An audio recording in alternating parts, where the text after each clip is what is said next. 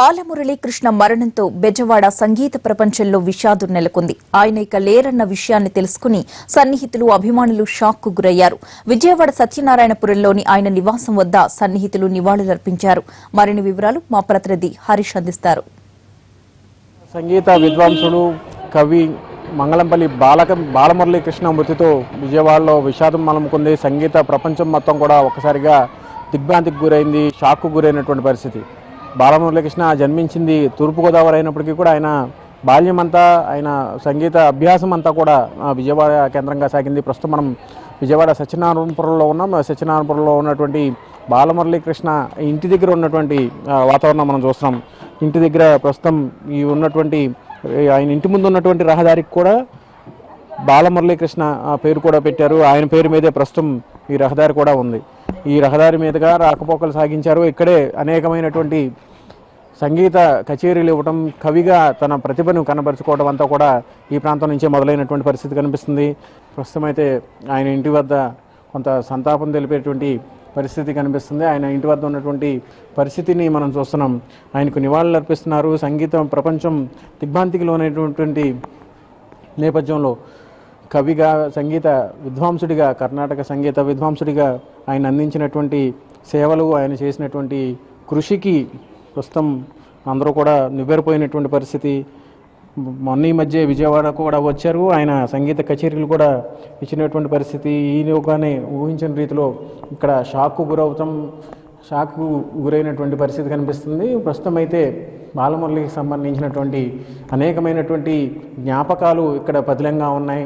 ఆయనకు అందించినటువంటి అవార్డులు, రివార్డులు, షీల్డ్లు, ఆయనకు వచ్చినటువంటి బహుమతులు అవన్నిటిని కూడా ప్రత్యేకించి ఇక్కడ భద్రపరిచారు. విజయవాడలో ఆయన సొంత ఇంటిలో ప్రస్తుతం ఇవన్నీ కూడా భద్రపరిచి వాటిని ఒక మ్యూజియంగా చేసేటువంటి ప్రయత్నాన్ని ప్రారంభించారు. ఇప్పటికే ఆయన ఉండంగానే ఆయనకు సంబంధించినటువంటి జ్ఞాపకాలతో ప్రత్యేకంగా ఒక మ్యూజియంని ఏర్పాటు చేయాలని చెప్పి ఆయన అభిమానులు, స్నేహితులు, కుటుంబ సభ్యులందరూ కూడా భావించారు. అందులో భాగంగానే ఆయనకు సంబంధించినటువంటి జ్ఞాపకాలన్నింటినీ కూడా విజయవాడలో ఆయన ఇంట్లో భద్రపరిచారు. ఈ భద్రపరిచినటువంటి వచ్చినటువంటి గిఫ్ట్స్ కానీ, షీల్డ్స్ కానీ, అభిమానంతో ఇచ్చినటువంటి, సన్మానం చేసినటువంటి జ్ఞాపికలు ఏవైతే ఉన్నాయో వాటన్నింటినీ కూడా ఇక్కడే ఉంచారు. ప్రస్తుతం మనం చూస్తున్నాం ఆనాటి క్యాసెట్స్, ఆయన సంగీతం ప్రపంచంలో ఓయిలాడినటువంటి సంగీతం మొత్తం కూడా ఈ క్యాసెట్స్లో నిక్షిప్తమైంది. మనతో మాట్లాడేందుకు కొంతమంది కుటుంబ సభ్యులు కూడా ఉన్నారు.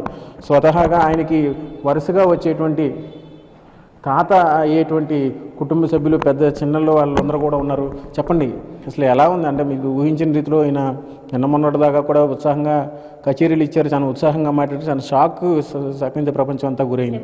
రాజమండ్రిలో కూడా పుష్కరాలకి ఇక్కడ లాస్ట్ ప్రోగ్రామ్ ఇచ్చారండి.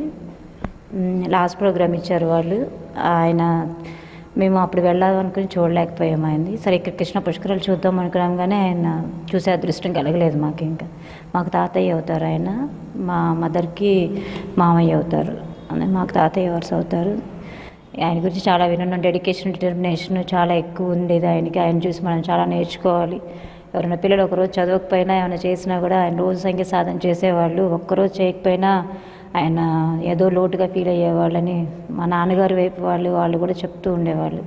చెప్పండి, అంటే మీకు ఆయన గతంలో ఛానల్స్ చూసుంటారు, ఆయన కచేరీలు కూడా విన్నటువంటి పరిస్థితి, ఆయన ఊహించిన రీతిలో ఇలా జరగడం మీరు ఎలా ఫీల్ అవుతుంది? నేను షాక్ అయ్యామండి. ఆయన టీవీలో చూసి ఇలాగ అయ్యారని. ఇక్కడ పటం అది పెట్టారు ఆయన ఇంటి దగ్గర, అది కూడా చూసి షాక్ అయ్యాము. తర్వాత ఏంటంటే ఆయన గాత్రం చాలా బాగుంటుంది. మౌనమే ఈవేళ ఆ పాట ఒకటి చాలా చాలా ఇలాంటివి చాలా చేశారు. ముఖ్యంగా ఏంటంటే ఈ వీధికి కూడా ఆయన పేరే వచ్చింది.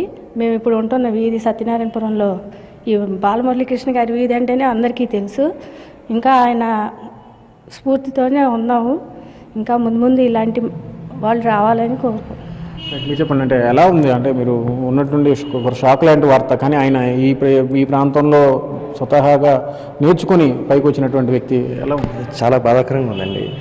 అది నేను మధ్యాహ్నం ఒకసారిగా టీవీ ఛానల్లో ఒకసారిగా నేను చూసి, అయ్యో, ఒక భారతదేశం గర్వించదగ్గటువంటి ఒక వ్యక్తి మనం కోల్పోయాం.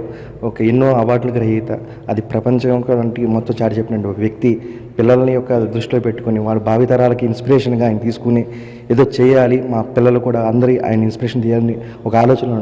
ఒక్కసారిగా మేము ఆయన ఇంట్లో అద్దుకుంటున్నాం ఒక సంతోషంతో ఉన్నప్పుడు ఆటోమేటిక్గా ఇలాంటి సిచ్యువేషన్ చూసేసరికి పిల్లలను కూడా ఇన్స్పిరేషన్ చేయాలనుకునే టైంలో ఆయన్ని మేము చూడలేకపోయాం, దగ్గరగా వచ్చినా కానీ చూడలేకపోయాం. చివరికి ఈ నిమిషంలో ఇలాంటి వార్త విని ఇలాగ అనేసి మేము కుదిరైపోయామండి. బాలమురళీకృష్ణ మృతితో ప్రస్తుతం అయితే విజయవాడ సంగీత ప్రపంచం ఒక్కసారిగా షాక్కు గురైంది, దిగ్భ్రాంతికి గురైనటువంటి పరిస్థితి. అయినప్పటికీ కూడా ఆయన జ్ఞాపకాలను భద్రంగా ఉంచేందుకు మ్యూజియంని పూర్తి స్థాయిలో అభివృద్ధి తీసుకురావాలని చెప్పి కూడా కుటుంబ సభ్యులు భావిస్తున్నారు. కెమెరా పర్సన్ శ్రీనివాస్తో హరీష్ టీవీ విజయవాడ.